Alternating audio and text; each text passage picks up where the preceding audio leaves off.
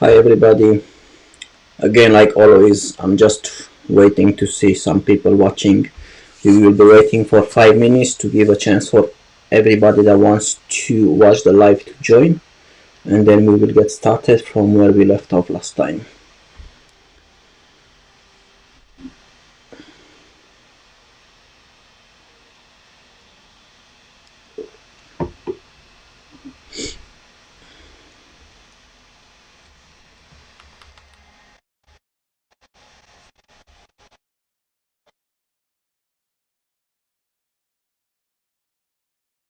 Hello, welcome to the live. Welcome.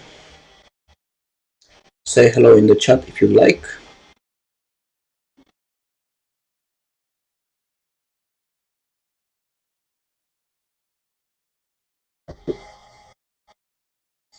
We are just waiting for 5 minutes to give a chance for more people to join, and then we will get started. Thank you for the like, it's appreciated. Hello to the live. I see somebody else join. Welcome. Like I was mentioning, hello Roxana, how are you? How was your day?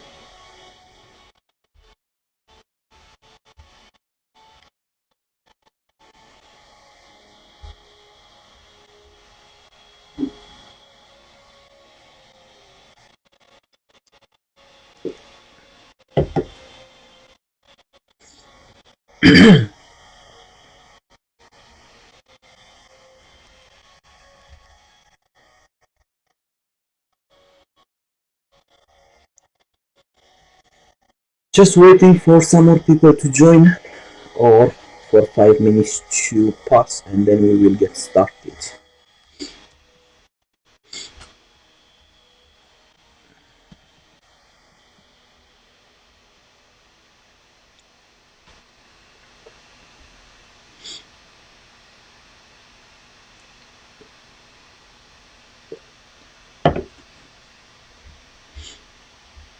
This will be the last live this year. The next live will be somewhere next year at the beginning of January.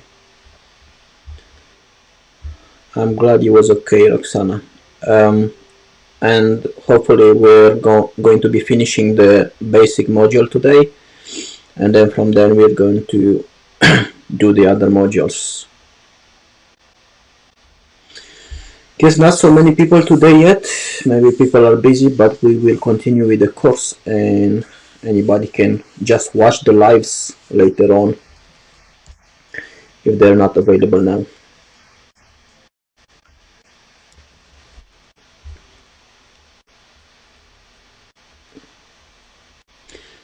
Okay, I guess we will just wait and more people are going to join. In the meantime, I'm going to get started with the course. So let me switch the camera and we can get started on this. So here we have accessing nested arrays. As we have seen in earlier examples, objects can contain both nested objects and a nested array. Similar to accessing nested objects, array bracket notation can be chained to access nested arrays. So we have here an example of a nested array,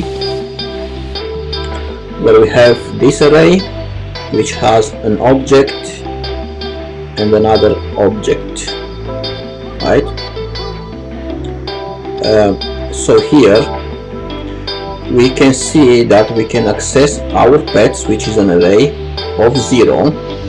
Then we can access in this object the property of names, and then we can access the second element because it's index 1, which means it's the second element. So we're accessing the second element in this array, so we will get fluffy. And if we get our pets of 1, which is this one, then going in names and we get the first element, then it will be spot, right? So the same way as we can chain for when we're looking inside object, the same way we can look for deep within other arrays. So here they ask us retrieve the second tree from the variable my planet. So the second tree, from the variable myPlanet using object dot and array bracket notation. So we have to use a dot notation for object and bracket notation for arrays, and we have to retrieve the I'm getting a message. Is there a problem with the music? I'm going to turn off the music. Maybe it is a problem. So let me know if there was a problem with the music. I have turned it off now. Also, if you're new to the live and you didn't give a like already, I would appreciate one. So let's go and retrieve the second tree from the variable myPlants. So we have to get the second tree. So from the variable myPlants, we have to go in trees and we have to get the second tree, which is the pine. So how do we get that? We're basically saying myPlants, which is an array, right? We have to go in the object which represent the trees. So we're saying dot trees, and then we have to go inside the list, right? So we're going list. Wait, no, that was a problem. So we're not going trees. So we're going in myPlants of 1 because this is an array, right? So we're going. We have to basically access this object, which is the second one in the array. So we're saying myPlants of 1. So now we have this object, and then we have to go in the list. So we're accessing the list with dot notation, right? List. And then we have to retrieve the second tree, which is pine. And to access the second one, again we have to use index 1, right? So let's run this, and this works, right? Let me see what message. Yeah, so I turned off the music because it was too loud, it seems. So let me put this to, actually I'm gonna read it and then we can change it so I can see it on the left. Let me see if there's any new people, do say hello in the chat so I know who's here. And yeah, let's continue. Okay, so here is saying you are given a JSON object representing a part of your musical album collection. Each album has an unique ID number as its key and several other properties. Not all of the albums have complete information. So it's saying that they are going to give us an update record functions that takes an object like collection, an ID, a prop like artist or tracks, and the value. Complete the function using the rows below to modify the object. So the function gets an object, an ID, a prop, and a value. So that function should modify the object that is passed to it like this. Your function must always return the entire object. If prop isn't tracks, so if the prop isn't tracks and value is not an empty string, then update or set the album's prop, so the prop that is passed. So basically that property will have to change it to the value that we are given if the prop isn't tracks and the value is not an empty string. If the prop is actually tracks, so if the property that we are given is tracks but the album doesn't have a tracks property, create an empty array and add value to it. So basically if the prop that we are given is tracks, so a property of tracks, but the album doesn't have a tracks property, we have to create the tracks property and give it the value of an array, with that array having an element that is the value that we are given in the function, right? Now if prop is tracks and value isn't an empty string, add value to the end of the album's existing tracks array.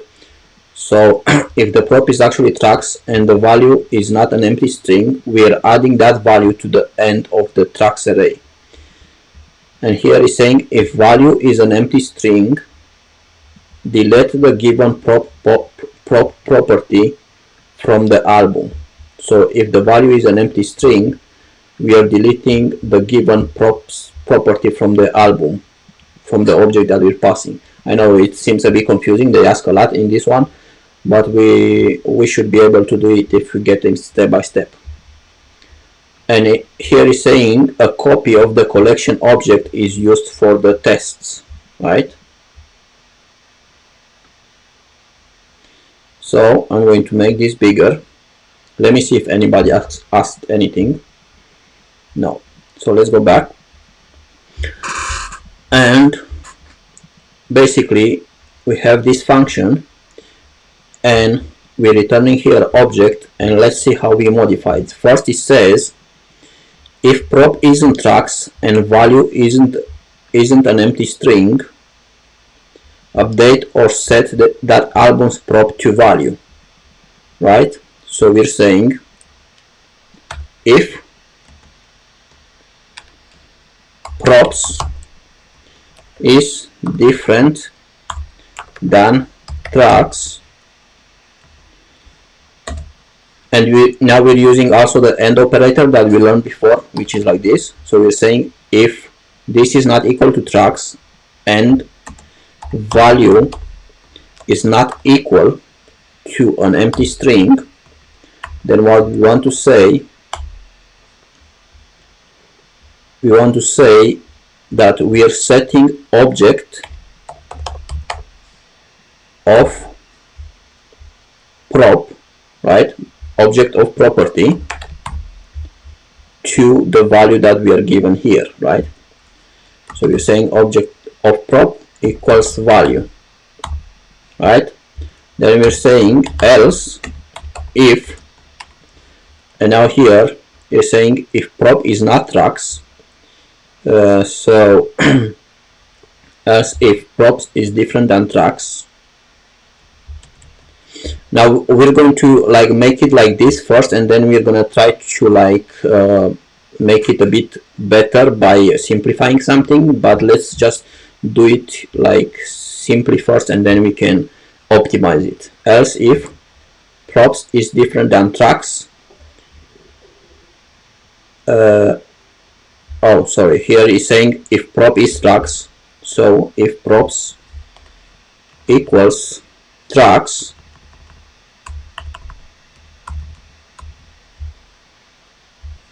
I will do this.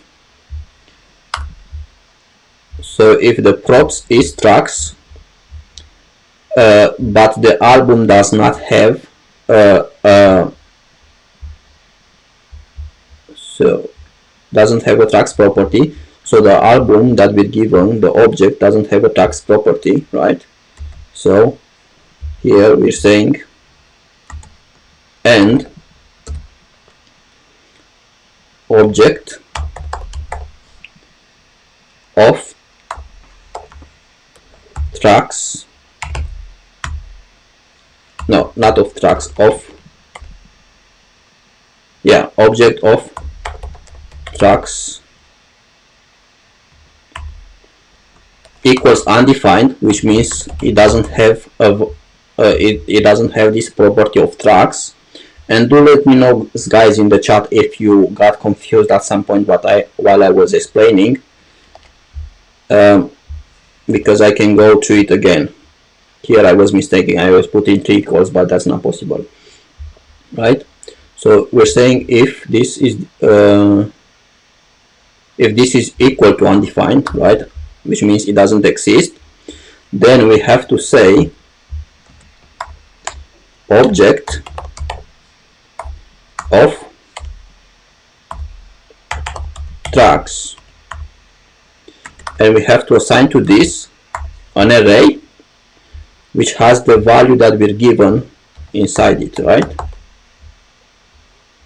Then we're saying else if, and here is saying if prop is tracks and value isn't an empty string, so if the value is not an empty string, so we're saying here else if prop equals tracks and not props, prop and value is not equal to an empty string, then we are adding the value to the end of the album's existing tracks array. So we're going to say we're going to access the tracks property that it has, right? Where am I using props here? Here should be prop. So here we were saying object of tracks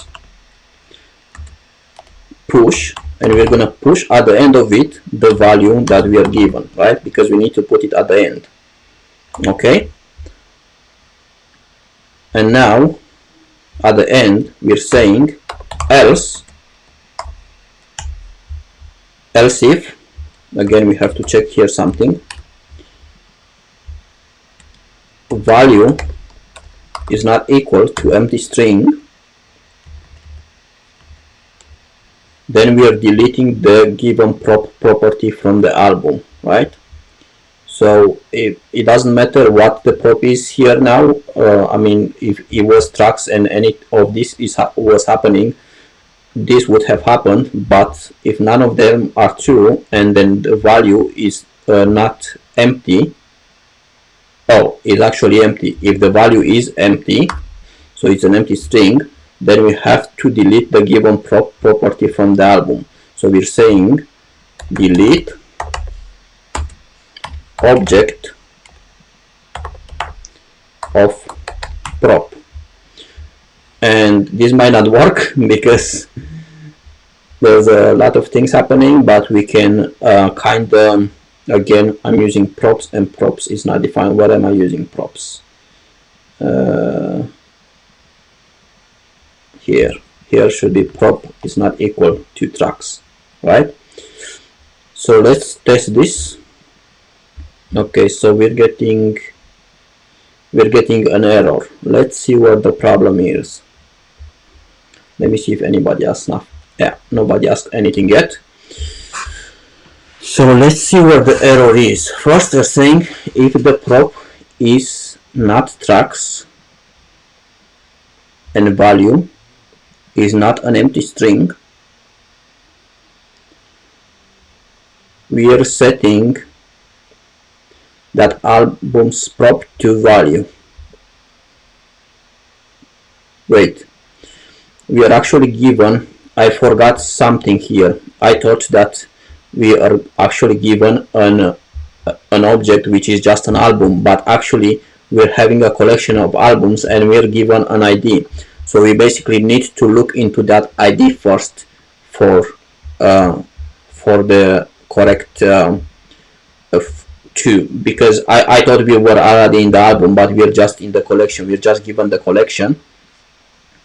So we need to go inside that ID. So basically what I have to do is saying object of ID. I'm passing this ID here because I need to access that particular album, and then here again object of ID. Everywhere I have to put the same thing, object of ID, object of ID, and this is the ID that is passed to the function, and object of ID. Let's see if that works now. Yeah, so that works. So guys, I'm going to leave to you. Okay, Roxana, where are you lost? What exactly confused you? We can, like, you can you tell me which part was confusing?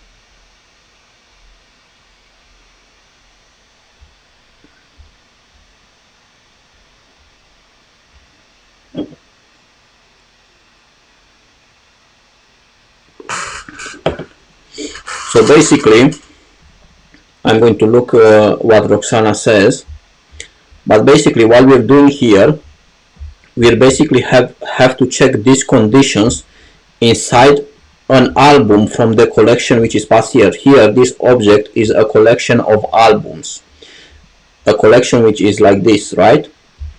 And we have to check different things within the ID that is passed to the function. This function gets an object which is the collection, an ID which is the ID of the album we are referring to.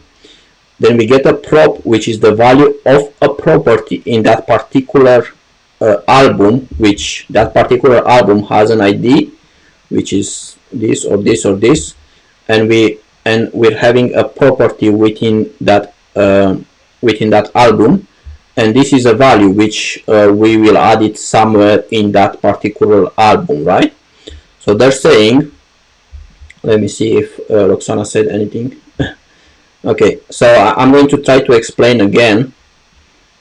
So basically, they're saying your function must so you start with an update record function, which is this, that takes an object like a collection. So this object is one of the parameters, and it takes an object which is basically a collection of albums, right? As you can see here, this is an object which has multiple properties, and all these properties are just IDs, and all these IDs are having as a value an album, which is another object, right? Then this function also takes an ID, which is basically the ID of the object that we are referring to in any particular run of the function. So it would be an ID like this parameter, right? Then we get a prop, which prop refers to a property, which is a property like either album title or artist or tracks or anything, right? Like it's saying here, a prop like artist or tracks, and the value, right? A value can be anything, any value. So here is saying complete the function using the rules below to modify the objects passed to the function. So basically, we have to use these rules for this function. We have to use these rules to modify this object that we're passed. We're gonna get passed an object like this, which is a collection of albums, and we have to use these rules from here to change it in a way. Basically, what we're gonna do, we're just going to change one of the albums from this collection, but basically because you're changing one, it means you're changing the whole object, because you're changing something in that object that you're passed, which is a collection of albums, right? So first is saying that your function must always return the entire object, and we're doing that here at the end, right? Then is saying if the prop, this prop is not tracks, so if the prop that we're passing here doesn't have a value of tracks, and we're checking here if prop is not equal to tracks, and we're using and here, value is not equal to empty string, because here is saying and value isn't an empty string, update or set that album's prop to value. So we're saying if this is happening, then we have to go into the object which is passed. The object is a collection of albums. Then in that object we go into the album which has the ID that is passed to the function. So we go within that album, whichever that album is, and we are looking for the prop which is passed here, which can be anything, artist or tracks or anything, and we're giving a value to that prop of value, because that's what it's saying. Give that properties, that album's property, the value of value, which value is a value that we pass here, right? Then we're saying else if, and here we're saying if the prop, the property that we are passing is actually tracks. So we're saying else if prop equals tracks, and we're saying here but the album doesn't have a tracks property. So we're saying we already said this, if prop is not equal to tracks, and now we have to again look for that particular album. So we're saying object, which is the collection, and we're looking for the ID of that album. So now we have the album, and then we're looking for the property of tracks, and it's saying if that tracks property doesn't exist in the album. So how we check if a property does not exist in an album? We can either use has on property, which we have used before, or we can say if if the value of that property is undefined, which means that that property does not exist. So basically we have checked for this thing. Then what we have to say is we're basically creating in that object in the collection at the ID that we're given, which is the ID of the album. We're basically creating this tracks property, and we're giving it a value of an array which has as an element the value that we're given here, because it's saying create an empty array. So we're creating an empty array as the value of the tracks property, which does not exist at the moment, but we're creating it. So we're creating an array and we're putting the value in it. Then we're saying else. So if this is not true and this is not true, but this is true, which is basically saying if prop is tracks, so if the property is tracks and value is not equal to an empty array, so it's saying if value is not an empty string, empty string here, right, is not an empty string, then we have to add the value that is passed here to the end of the album's existing tracks array. So what we have to say, if this is true, then we're looking into the collection of albums at that particular ID that we're passed. So now we have accessed that album. We're going into the tracks property, which the tracks property is an array, and we are pushing at the end of that array the value, because it's saying add the value to the end of the array. And how do we add a value to the end of the array? We're using the push method and we're passing the value, right? And then at the end we're saying else if value equals to empty string, right? So if the value is empty string, then we're using the delete keyword to delete the property that we are passed here from that particular album. So we're accessing the collection, we're going in that particular album, we're going at that particular property, and we are deleting it. So I hope, like I explained this, I hope much better. I hope this is better explained. Let me know, Roxana, if you if you got it better this time. So let's run the test again and we can go further.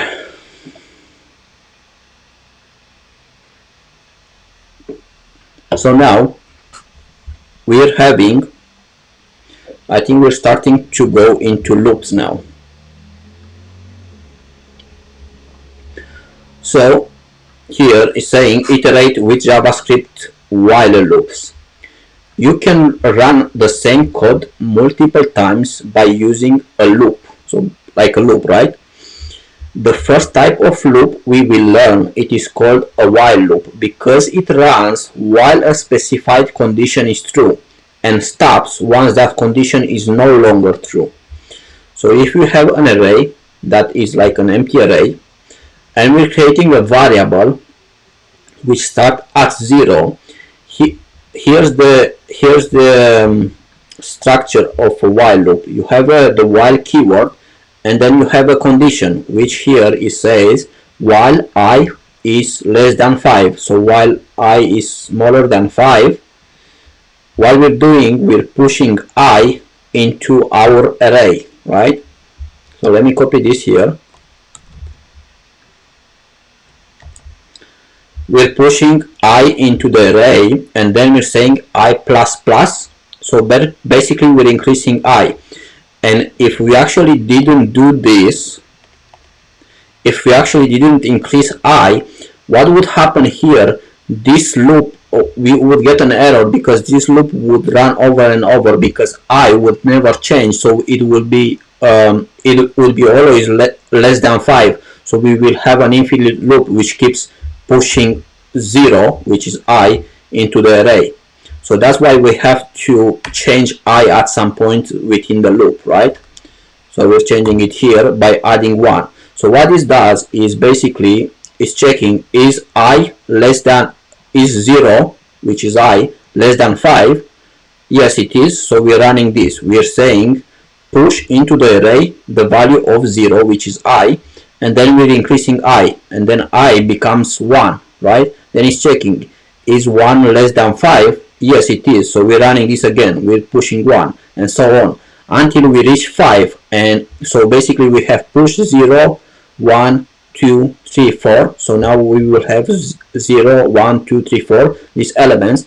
And then when this is 4 and it's pushing it, and then it's saying I plus plus, I will become 5. And then it's checking, is 5 less than 5? No. So then this while loop stops. So what this while loop has done, has pushed the numbers from 0 to 4 into this array, right? So here is saying in the code example above, the while loop will execute 5 times. So 0, 1, 2, 3, 4, 0, 1, 2, 3, and 4, right? So it has pushed this number. So it has run 5 times and append the number 0 to 4 to our array. Let's try getting a while loop to work by pushing values to an array. Add the numbers 5 through 0 inclusive in descending order to my array using a while loop.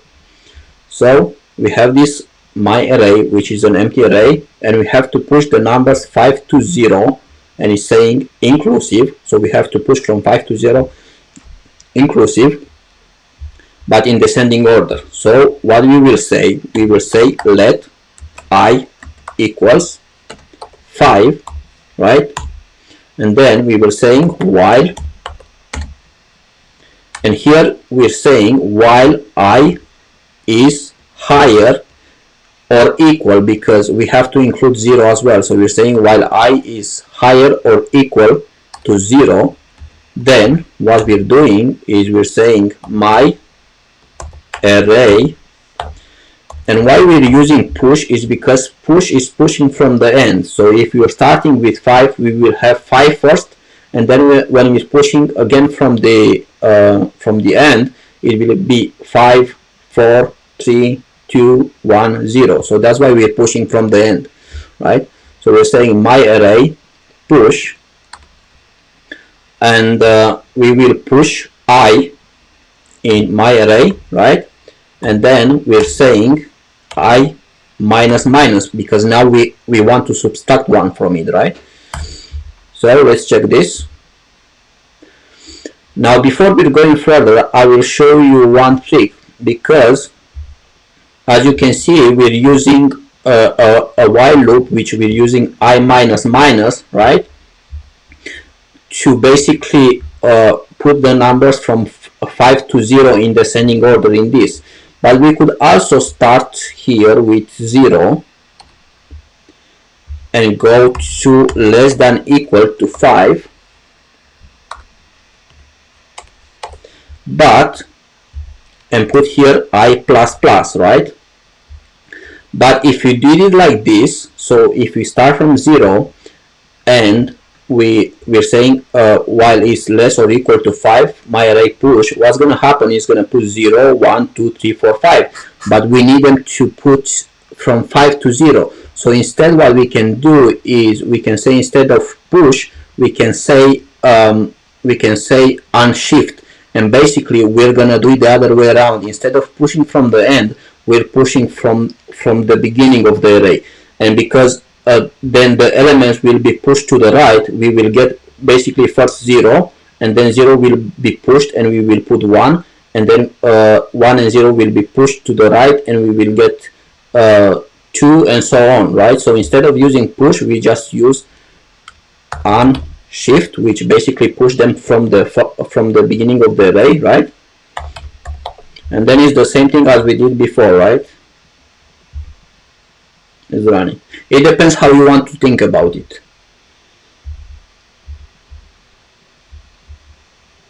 Hello Hassan, how are you? Welcome to the live. I hope you are enjoying it. Give a like if you didn't give one already. It definitely helps the live get more views and more people can watch it and get value from it. Also guys, if you have any questions at any point, do not hesitate to ask. All right, let's go further. Ask me later. Okay, so here is saying iterate with JavaScript for loops. So we're learning for loops now. It say you can run the same code multiple times by using a loop. The most common type of JavaScript loop is called a for loop because it runs. Thank you for the like, appreciated. The most common type of JavaScript loop is called a for loop because it runs for a specific number of times. For loops are declared with, and here they might get a little bit confusing, but I'm going to explain it on the left. For loops are declared with three optional expressions separated by semicolons. For initialization, so initialization would be something like let I, which is a variable, equals 0, or wherever you want to start that variable. Then condition, which is the condition that is checked to see if we're still running the loop. Like we have a condition for the while loop, we have a condition here to see if we still want to run this loop or this loop has finished, right? And the final expression is the expression that's changed the variable that you initialize here, so that at some point it will meet this fail this condition and the loop will stop. So a loop, like for example, if we want to go console log, if we want to log to the console the numbers from 0 to 5, would be like this: for, and then we have this, right? And we're saying let I, so this is the initialization part, start from 0, we have to use this, right? Then we're doing the condition, which is saying while I is less than equal, because we want to include 5 as well, to 5. So this is the condition. And then we are increasing I by 1 using I++, right? So we're basically running, we're starting with 0, it starts with 0, it does whatever it is in here, and then it's basically starts with 0, it does whatever you say in here, then it's increasing I by 1, and it's checking again, right? So if I console log here I, and I run this, let me do this, you can see we get 0, 1, 2, 3, 4, 5. And here you can do all kinds of different logics. For example, maybe we want to sorry about that. Maybe we want to include just the to console log just the even numbers. So now I'm not sure, did we already go through the yeah, we went through the reminder operator. So here you can use an if inside the loop. So you can say if I modulo 2 is equal to 0, which if I modulo 2 is equal to 0, it means that the number is even, right? Then console log I. So now if you're running this, it will just console log the numbers that are even from 0 to 5, right? And if you put here 1, which means it's odd, only the ones that are odd, right? 1, 3, and 5, right? Okay, so it's saying the initialization statement is executed one time only before the loop starts. So it's only done at the beginning before the loop starts. It is typically used to define and set up your loop variable. The condition statement is evaluated at the beginning of every loop iteration. So before every loop is done, the condition is checked using the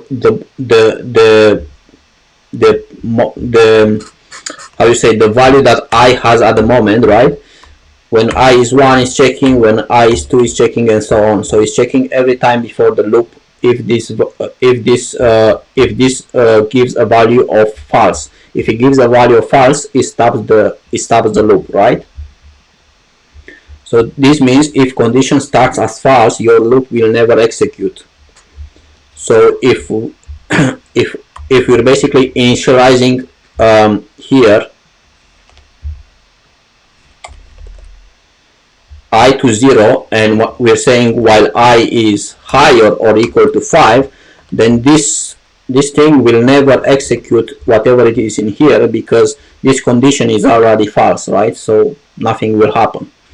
Okay.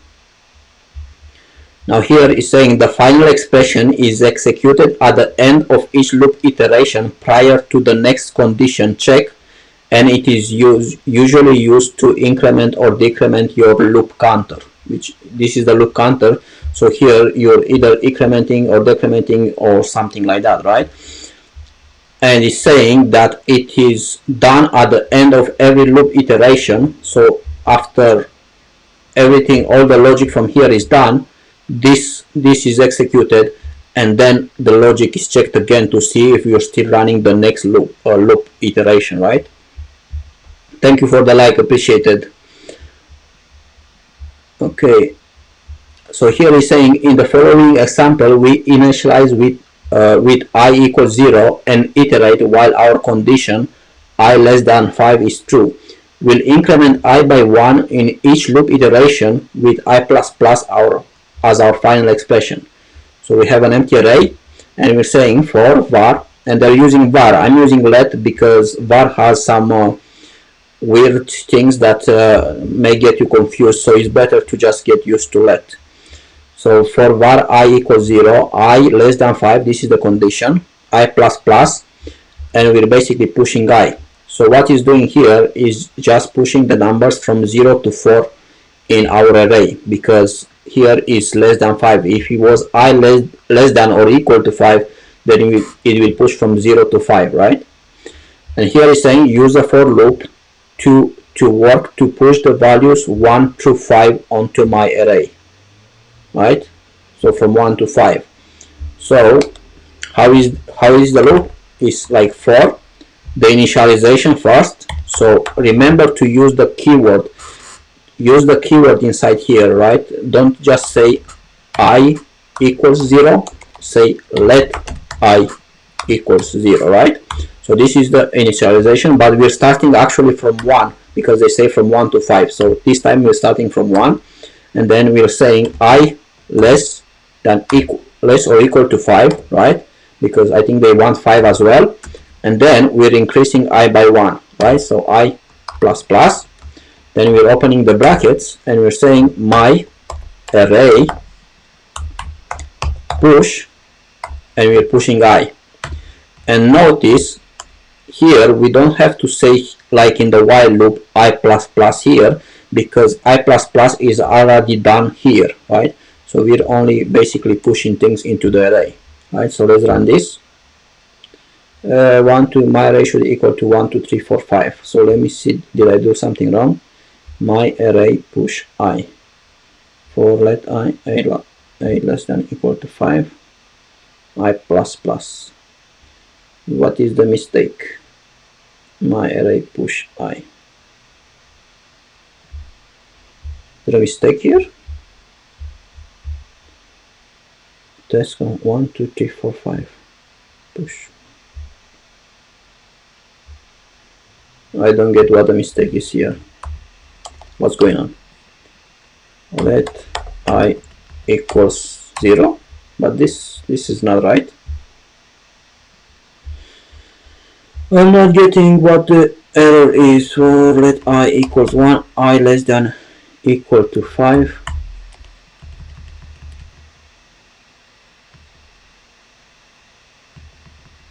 My array push I. This should, oh, it's probably because they were saying only change code below this line, so I don't know what kind of weird checks they have. But let me put this here. What's going on here? What am I doing wrong? Is anybody seeing what I'm doing wrong? For let I equals 1. Should I use var? Maybe they are having some weird checks.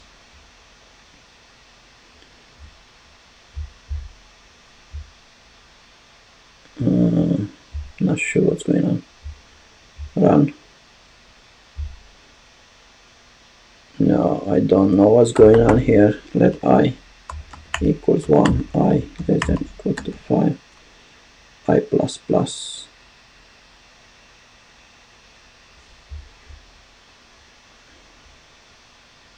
What are they saying? Onto my array. You should be using a for loop for this.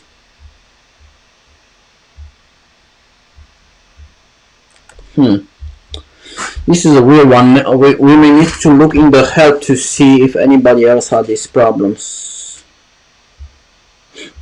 I hope I didn't do like a stupid mistake here, but I'm not seeing. Oh, oh my god, this is such a weird, like I'm basically using brackets like this, square brackets like this. This is how you access an array on an object property. When you're using the push method, this is a function, so you need this kind of parentheses, and we're pushing I.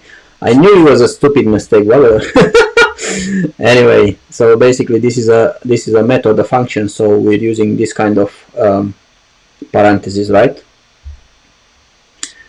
Woo! Okay.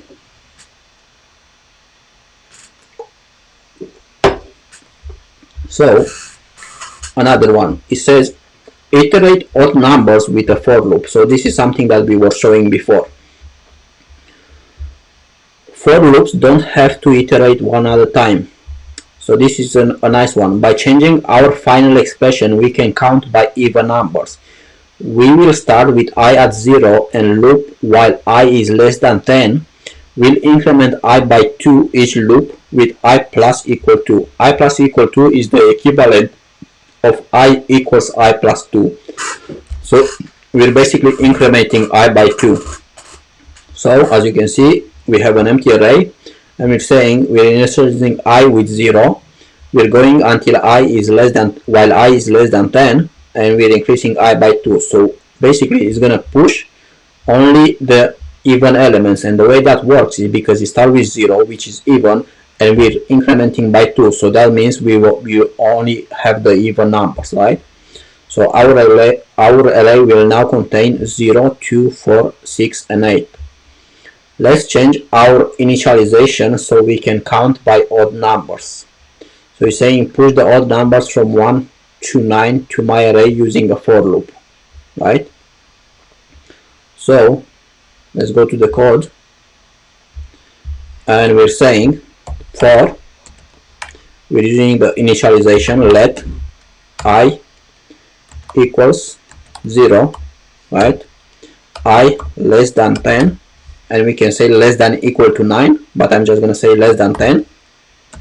And then I'm going to say I plus, actually I'm going to start here with 1 because we need the odd numbers, and we're actually starting with 1, and again we're increasing by 2. And because we're starting with an odd number here and adding 2, so because an odd number plus an even numbers give you an odd number, so we're increasing by 2 and we get all the odd numbers, right? So here we're saying my array push I, right? So let's run it, and they tell us that we are unstoppable, and let's hope we are unstoppable until the end of this module today. So yeah, Roxana has corrected me. I guess she saw before me that my mistake was that I was using weird parentheses. Also, if you're new to the live and you didn't give a like already, I would appreciate one, so more people can see the content. Also, if you know of anyone that would enjoy this kind of content, do share. It is highly appreciated. Okay, so let's go further. Submit and go to next challenge. Now here it says count backwards with a for loop. A for loop can also count backwards so long as we can define the right conditions. In order to count backwards by 2's, we'll need to change our initialization, condition, and final expression. So we'll start with an I at 10. The loop will run while I is higher than 0, and we'll decrement I by 2 each loop with I minus equals 2, right? So we have an empty array we start with I at 10. We're running this for loop while I is higher than 0. It starts at 10, so it's going to be higher than 0 for a few loops. And then after everything is done in the loop, we are decreasing I by 2, right? So now our array will contain the numbers from 0 to 2, right? Because it's running it while I is less than 0, so it's basically pushing 10, then 8, then 6, 4, and 2, right? Let's change our initialization and find an expression so we can count backwards by 2 by all numbers, right? So here we're starting with 10, right? Well, with 9, right? For let I equals 9, right? I is higher than 0, right? And then we're saying I minus equals 2, right? So we're decreasing I by 2, and we are pushing into my array push I.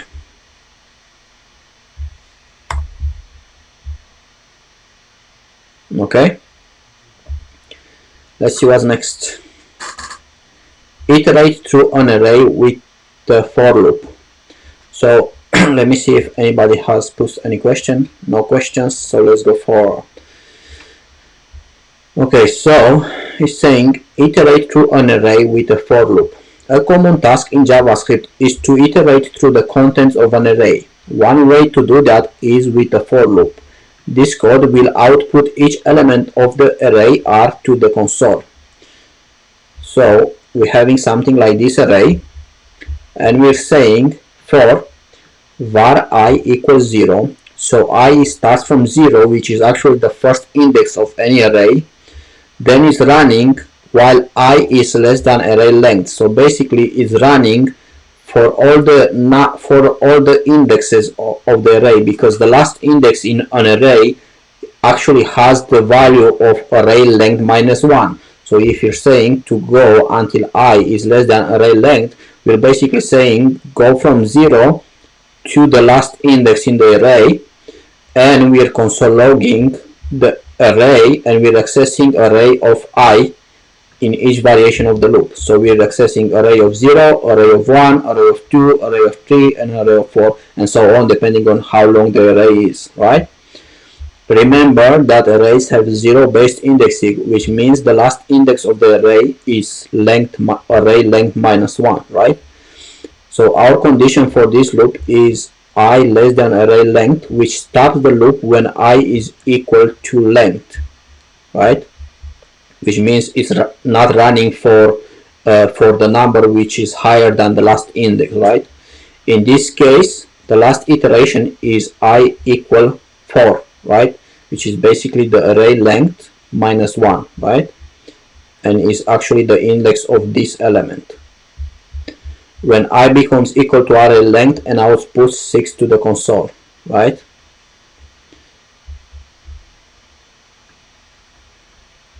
Okay, so declare and initialize a variable total to 0. So we have to declare a variable, initialize it to 0. Use a for loop to add the value of each element of the my array to total. So basically, we are giving an array. We have to create a variable called total and initialize to 0, right? Let total equal 0, right? So we're starting with 0, and then we have to basically add all the numbers in this array, and we're gonna basically iterate through this array using a for loop. So we're saying for let I equals 0, I less than my array length, right? My array length, and then we're using I++. And what we're doing in here for each of these i's, which basically running from the first index to the last index, we're adding to total the value of each element. So we're saying total equals total plus my array of I, right? So we're accessing the element at that index and we're adding it to the total, right? My array of I.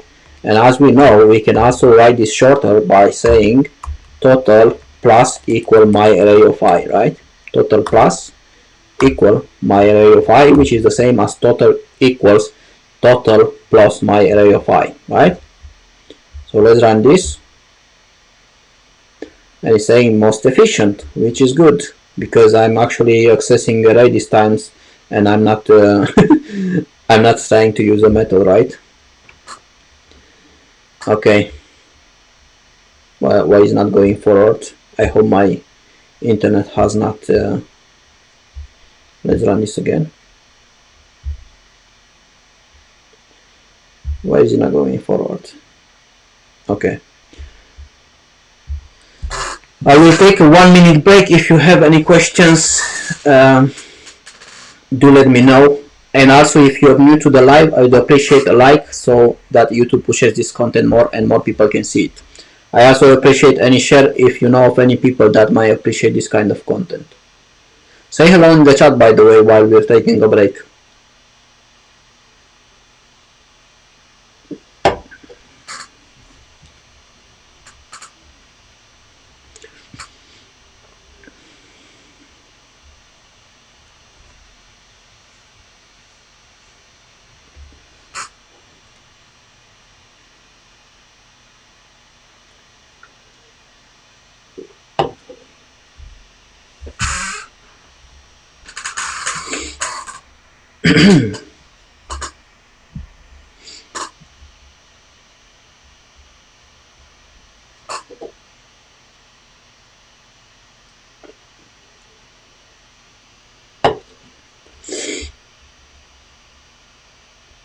Okay, I guess let's go further. I wonder where we are. We will see after this one where is our progress in this module.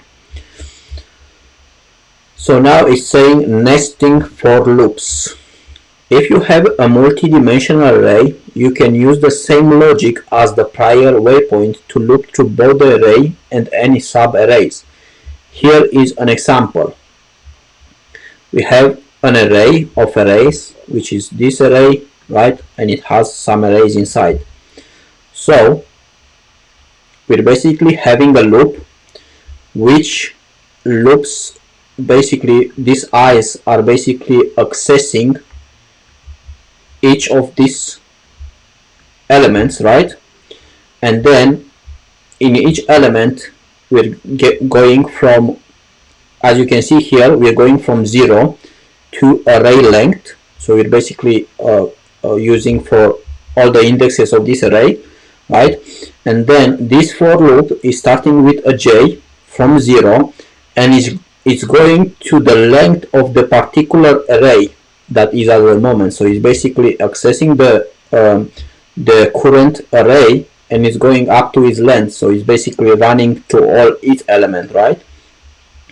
So what's happening here is we're basically looping and going through all these elements, and for each element we're running through all the elements of that particular array, and we're console logging it. We're consoling log r of I, which when we are in this array, in this for loop, r of I is array of 0, and then we are consoling array of 0 of first 0, and then array of 0 and then array of 0 of 1.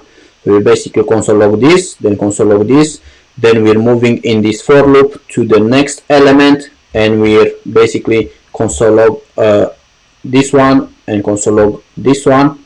So it would be array of 1 of 0, right? And then array of 1 of 1, and then again this for loop moves to the last element, the last index, and it's consoling log array of 2, and 2 means the index, right? And the array of 2 of 0 and the array of 2 of 1, right? So we have a loop that's going through all these elements, and for each element, while we're on that element, we're also going through all the elements of that particular element, right? this outputs each sub-element in array one at a time. Note that for the inner loop we are checking the length of array I, right? Array of I, so the particular this current element, right? Whatever that is. Since array of I is itself an array. So here they say modify function multiply all so that it returns the product of all the numbers in the subarrays of R, right? So let's see how we do that. We have basically array is an array of arrays, right? The product starts with 1 because if we start with 0 and we multiply 0 by any number, it gives 0. So we have to start the product with 1. And then what we want to say is we want to loop through all the elements of the array. So we're using first a loop for, and we're saying for let I, we start with 0 because that's where the indexes start, I less than array, the array that we're given, array length, and then I plus plus. Then at this moment we're doing another loop because while this is running through all the elements, then for each element which is a sub array we have to run through all the elements of that particular array. So we're doing another loop for, so for each element of this array we are running this loop which goes through the elements of that array as well. And this time we're using let j equals 0, j less than, and here we have to access array of that particular element which we are in at the moment. So array of I length, and array of I length means array of I is an array and we are basically running this loop while j is less than its length. So basically it's going to the last index of that particular array and we are increasing j by 1, right? And then what we want to do, in their example they were doing a console log. What we want to do is say product equals product multiplied by array of I, which is the current element, of j, which is the current element of the current element, right? And we can write this shorter by saying product multiplied equal array of j, right? So let's run this, and it seems like we are at 89%. What do you think, guys? We can do it. We can finish the thank you, Hassan. I hope you're getting some value from this. If you love me, probably you're getting some. Okay, do let me know, guys, if you have any questions. I hope everything that I'm explaining you are understanding, and do not be afraid to ask any questions. So yeah, let's go further. And you remember just a little bit before we were learning about while loops. Now we're learning about do while loops. And by the way, guys, I will explain this here, but also I actually have a tutorial video that I made just about while loops and do while loops, so you can also watch that if you want to get another explanation of this. But let's go through it. So the next type of loop you will learn is called a do while loop. It's called a do while loop because it will first do one pass of the code inside the loop no matter what, and then continue to run the loop while the specified condition evaluates to true. So if we have a var our array, which is an empty array, and then I equals to 0, what it's doing is saying do first, instead of saying while this do this, is just saying do this, right? And it's giving it a block what to do while I is less than 5. And what's happening, even if I is not less than 5, even if this would start with 6, this would still run one time, because this condition is checked after the block is run. So because we're only checking the condition at the end, this code will be executed at least one time. So even if this is 6 and 6 is not less than 5, it will still push 6 in the array and increase it by 1, because we are only checking this after. So if this would start with 6, what it will do this, it will push 6 into the array, it will increase I by 1, so I will become 7, and then it will checking while, and here will be 7 less than 5, this will be false, so this won't be run again. But because E is starting with 0, it will basically do this, it will push 0, it will increase by 1, and then it will check, it will still be less than 5, and then it will push again, and once I becomes 5, when it's checking this again, then it won't push again. So basically it will push all the numbers from 0 to 4 in our array, right? The example above behaves similar to the other types of loop, and the resulting array will look like 0, 1, 2, 3, 4. However, what makes do while different from other loops is how it behaves when the condition fails on the first check. Let's see this in action. Here is a regular while loop that will run the code in the loop as long as I is less than 5. So we have this empty array, I starts with 5, and with the regular condition, if we're doing while I less than 5, do this. In this example, we initialize the value of the array to an empty array and the value of I to 5. When we execute the while loop, the condition evaluates to false, right? Because I is not less than 5. So we do not execute the code inside the loop. So this is never executed because this while loop is immediately terminated because this condition is never true, right? The result is that our array will end up with no values added to it, and it will still look like an empty array, and it will be an empty array when all of the code in the example above has completed running. Now take a look at a do while loop. So the do while loop, if I starts with 5, what's happening is we will push 5 into it, we will increase I by 1, so it becomes 6, and then we will quit the loop because 6 is not less than 5. So it's saying in this case we initialize the value of I to 5 just like we did with the while loop. When we get to the next line, there is no condition to evaluate, so there is no condition here. So we go to the code inside the curly bracelet and execute it, right? So we execute the code. Where are we? And execute it. We will add a single element to the array and then increment I before we get to the condition check. When we finally evaluate the condition I less than 5 on the last line, we see that I is now 6, which fails the conditional check, so we exit the loop and are done. At the end of the above example, the value of our array is an array with a 5 in it.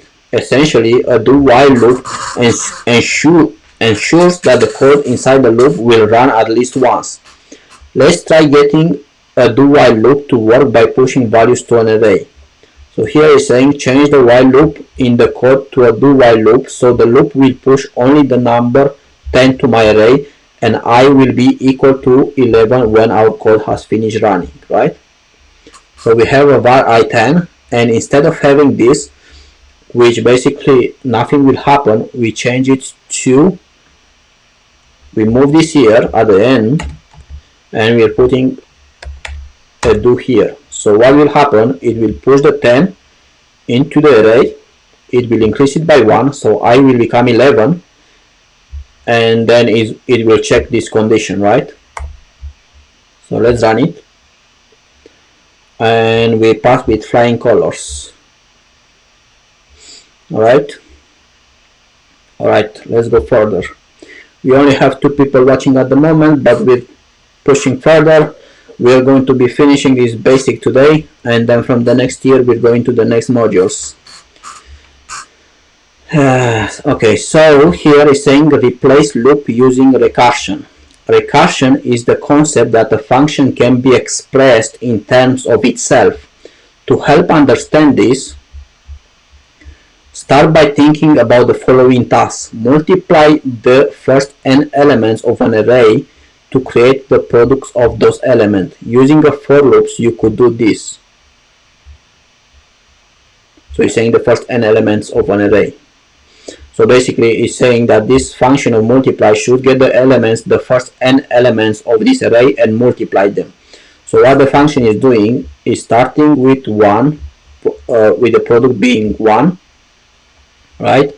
And with it's going basically from var I equals 0, which is the index, is going until I is less than 10, right? And it has to be less than 10 because the index of the nth element is actually n minus 1, right? Because indexes start from 0.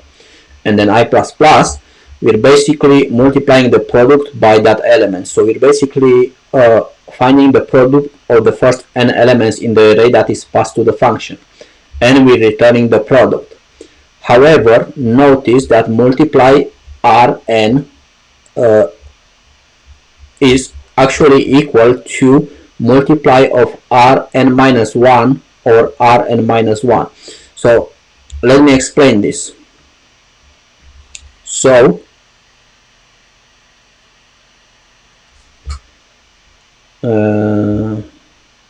yeah, so basically if we have an array like this, let array equals 1 2 3 4 5, right? Thank you for the like, very much appreciated. It does help to push for YouTube to push it to more people, and more people can discover this content. Thank you very much. Okay, so we have this array, and let's say let n equals 3, right? And we have this function here, right? Which basically, thank you for the like, very much appreciated. Basically this is doing what it was saying before. Is this multiply function finds the product of the first n elements, which would be these ones, from the array. But you can see that actually if we're saying n equals 3, you can see that actually multiply of array and n, which array being this and n equals 3, would be actually equal to multiply of array, which is the same array, n minus 1, which n minus 1 is 2. So it's basically equal to the result of multiplying only the n minus 1 elements and then multiplying that result by array of n minus 1. So multiplying the result of this product by n minus by array of n minus 1. So array of n minus 1. You can see here that if I'm console logging, actually console log multiply of r of n, right? And then I'm console logging this,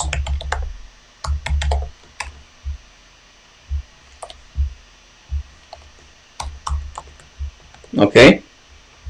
Let me clear this. So here what I have, I'm having multiply of r of n, which should be 6. 1 multiplied by 2 multiplied by 3 is 6. And here I have multiply of r n 2, which is basically 2 multiplied by r of n minus 1, which n minus 1 is 2.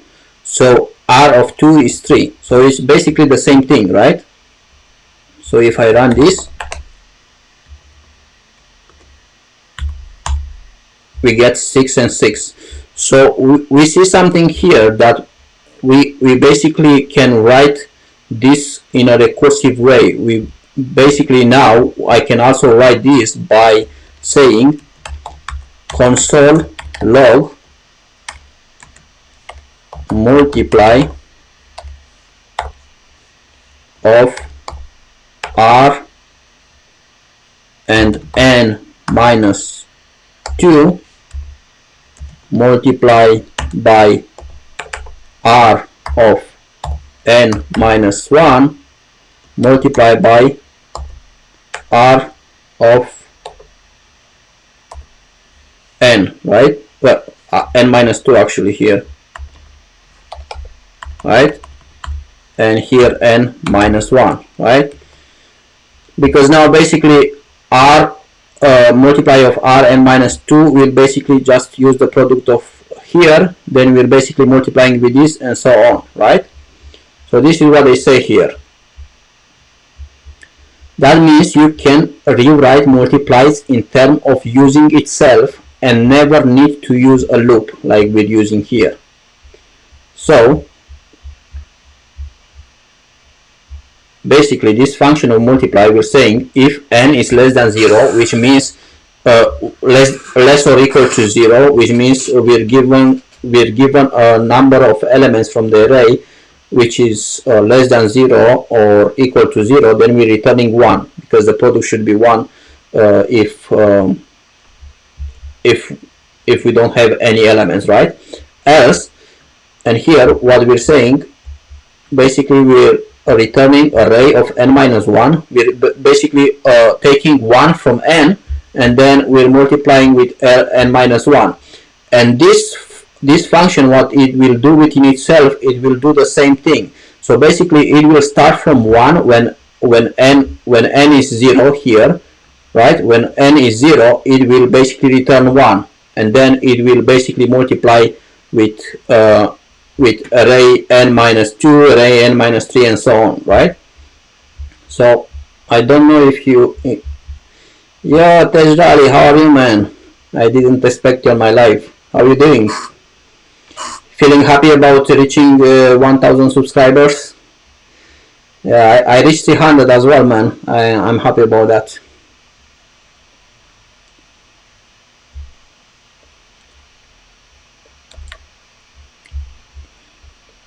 So here, if we delete this, let's explain what's going on, right? So here we're initializing product with 1, and we're going through this loop, right? But instead of saying this, we can say that if n is actually 0, so we have reached 0 or less, but we will never reach less, right? Because once we reach 0, we're returning 1, and then the whole loop starts itself and starts to multiply, right? So we're saying if n equals 0, we're basically saying return 1, right? And then we're saying else return, and we're returning multiply of, and here it doesn't matter n where it starts. If it starts with 3, it will become 2 here, right? So we're saying multiply of, we're passing the same array because that's where the elements are, and then we're passing n minus 1, but because we're passing n minus 1 and we're using only the first n minus 1 elements, instead of using the first n element, we're using in this one the first n minus 1 elements. We also want to multiply it with the element at position n minus 1, right? So we're multiplying the result of this function with the call of this function with this element, right?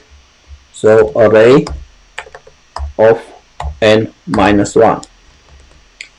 So let me go through all the instances of this so you can see what happens. So basically, when r is 3, if we, so let's say we're calling multiply of, and I will multiply of, this is a difficult concept, so I'm trying to explain it as much as I can.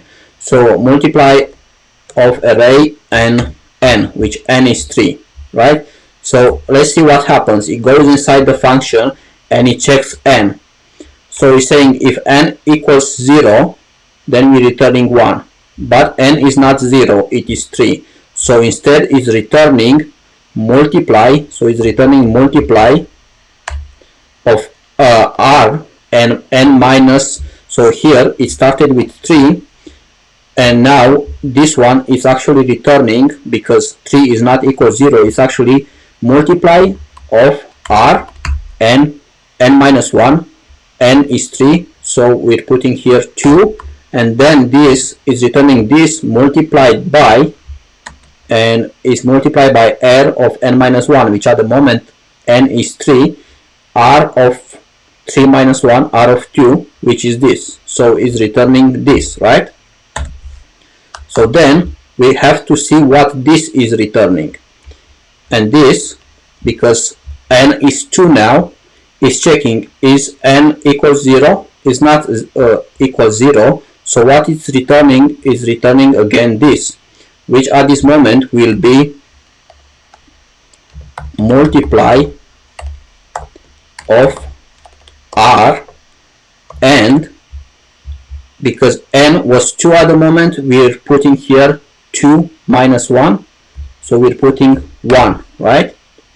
And we have to multiply it by array of n minus 1. N was 2 at this moment, is iteration, so r of n minus 1 is r of 1, which is 2, right? 2, right? So then at this moment we have this return, right? So this then basically is checking is n, which is this, equals to 0, is not equal, so is returning multiply of r, n minus 1 again, so is returning multiply of r n minus 1, 1 minus 1 because n is 1 here, and 0, right? And then this is multiplied by array of n minus 1, because n is 1, array of n minus 1 is array of 0, which is 1, right? So it's returning this. So basically at the end it's returning this, and then now n is 0, so because n equals 0 here, this call will actually return 1, right? So now because it's returning 1, everything is finished. All the stack that we have basically built on each other is finished. So this will return basically 1. So basically this is returning 1. So we have 1 of 1. So this is returning 1. Okay. So then because this is returning 1, it's putting here 1. Then this is returning what? 1 or 2. So we're copying 1 or 2 and we're putting here 2, right? This is returning 2 multiplied by 3, which is 6, right? So 6 is the answer to this call, right? So this is what's returned at the end. It's basically same like a loop, but is in a recursion of a function calling itself, right? So I will leave 2 minutes to see what people are saying. If anybody is asking any questions, there are only 2 people, so let me know if you have any questions about this.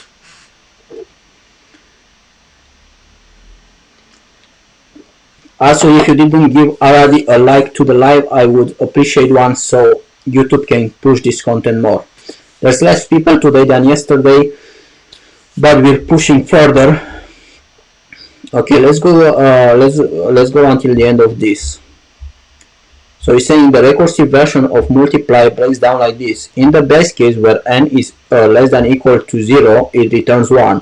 For largest values of n, it calls itself but with n minus 1.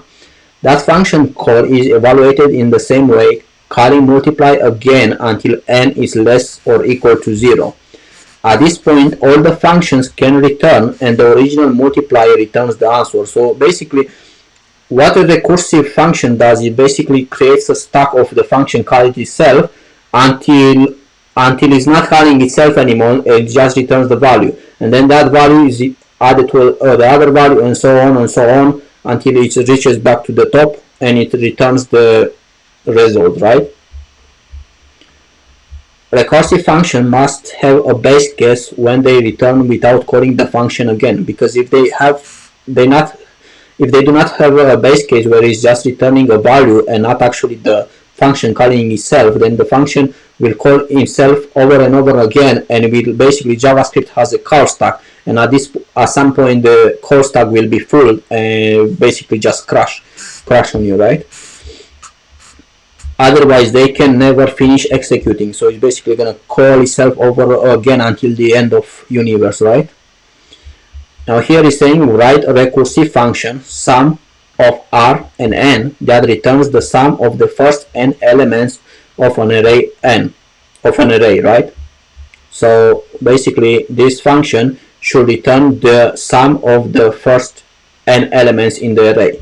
So what we want to do is say if you remember from what I was explaining before, if n is equal to 0,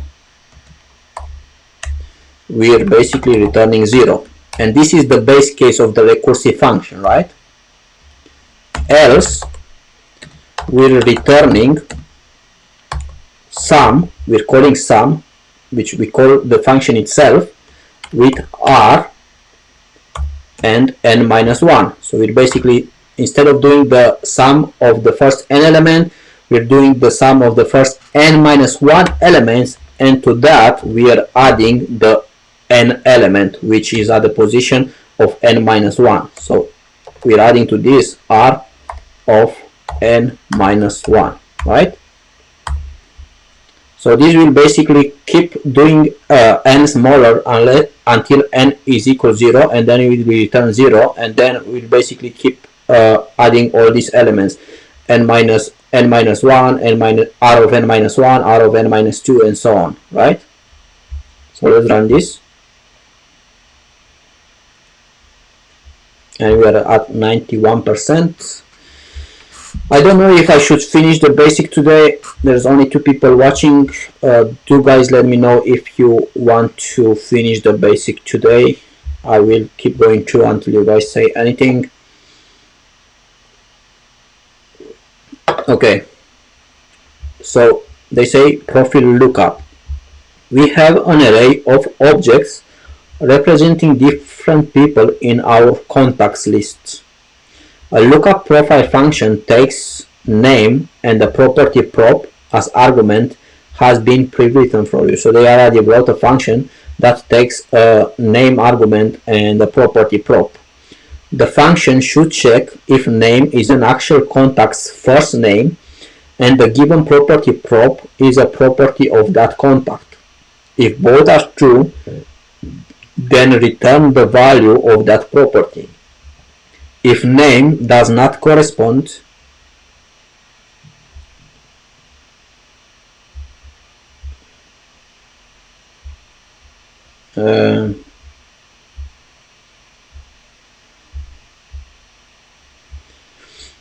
okay, so it seems that the opinion might be that maybe it's enough for today. I think we will go through this last one exercise, and then we can pick up next year from where we left off now.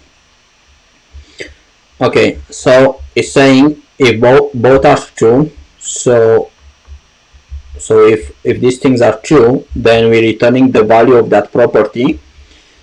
If name does not correspond to any contacts, then return no such contacts. If prop does not correspond to any valid properties of a contact found to match name, then return no such property. So let's create that function. Well, the function is created and we have an array of objects, right? And we have to basically look up in this array contacts, right? And we're given a name which we have to look and check if. So here is saying the function should check if an actual contact's first name is name and the given property prop is the property of that contact. If both are true, then return the value of the property. So let's basically what we want to do is basically we have to run through all of the array and check for these conditions, right? So I'm creating a loop for let I equals 0 because we start from index 0. I is less than contacts, which is the array. I is less than contacts length. We're saying I plus plus, and now we are doing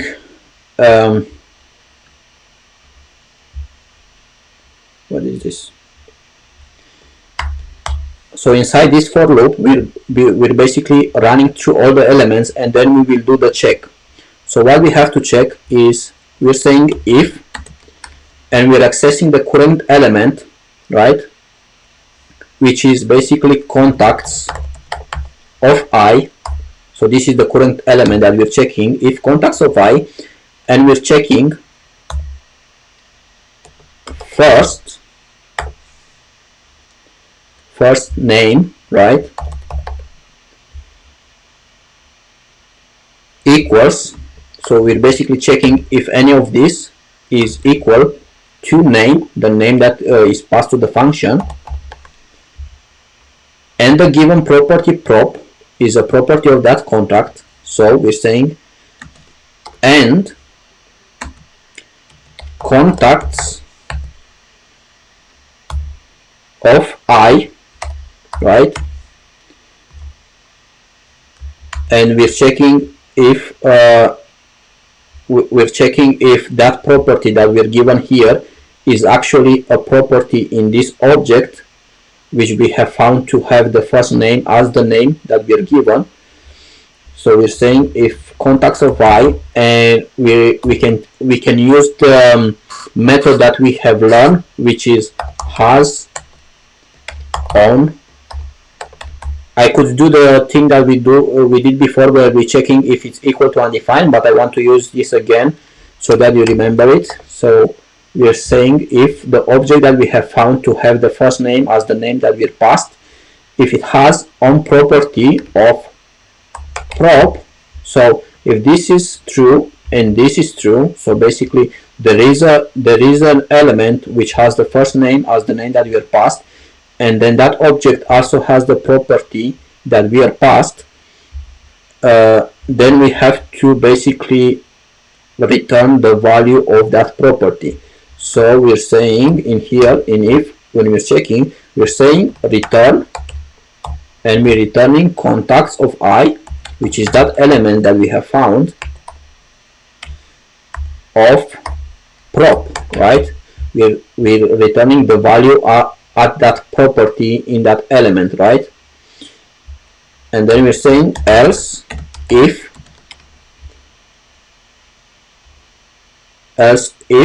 and we're checking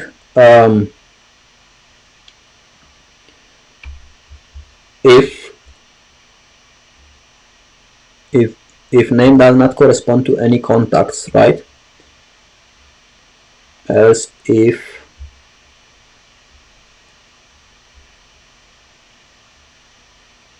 okay, return contacts, else if. So here is saying if name does not correspond to any contacts, then return no such contacts. And I want to basically do this at the end, because if name is actually found, it's going to do either this or the next one that I'm doing. But if name is not found, then we can basically at the end say return no such contacts, because none of the other ones has happened, so it has not found name, right? So we're saying else if we actually found the name. So if the name is found, but it does not have that property, right? So basically here we have checked if we found one with the same name and it has the property that we are passed. So basically it's so basically we have checked for this, right? And now we're checking if we're finding the name, but that that object does not have that particular prop, right? So we're saying and contacts of I of prop is equal to undefined, which means we have found an object which has the first name as the name we are passed, but that object does not have the property of prop because it's returning undefined. Then we're returning no such property. And then at the end, after the for loop, after we went to the for loop, if it has never found first name, then at the end we are basically returning no such contact, because it means it has never found the contact, right? Because here in the for loop it either finds the contact, but the contact does not have the property, or it does not, thank you for the like, appreciated, or it does found it found the name, but that object does not have the property that we are passed. But if none of these are true and the for loop is finished, then it means it has not found any contact that has the first name as name, right? So then we are returning no such contact. I do hope you followed on that. And with this we will finish for today, and the next one will be next year. Hello Rak, how are you? Is this the first time you're joining my live? This is actually the finish of this live. If you didn't give a like already, I'd appreciate one, so that YouTube can show this content to more people. Now I want to say that this series of lives will go for quite a long time, because we will be going through all the course on Freecodecamp. I'm also planning to do lives on projects, so basically coding projects live. So if you're interested in that, or you know anyone that is interested in that, I would appreciate a share, so that more people know about the lives we are doing here. We're basically studying together, and I'm trying to explain what I can. Also guys, before we finish this one, do let me know if you have any questions, if you got confused by anything that I was explaining at the end. And I'm giving 2 to 3 minutes before we're finishing this live. And then the next live continuing this course will be next year, and I'm hoping next year soon we will be doing a project live as well, a mini project, not a very big project, but we will start with a small project where I can explain along the way, and people can ask questions.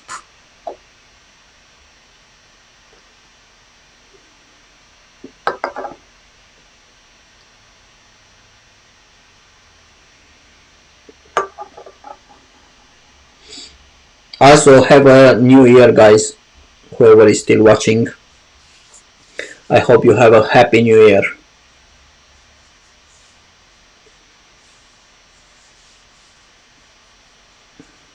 If you just joined now, we're just finishing this live. We will be doing new lives next year, so subscribe to the channel if you want to be notified when I'm posting about new live events.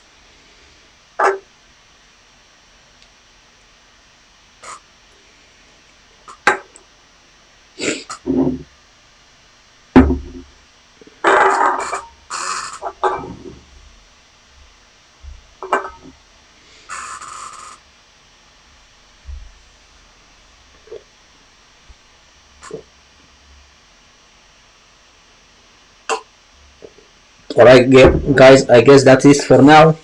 Have a great day wherever you are, a great night or evening, and I will see you next time. Thank you for joining, and I'll see you next time. Bye bye.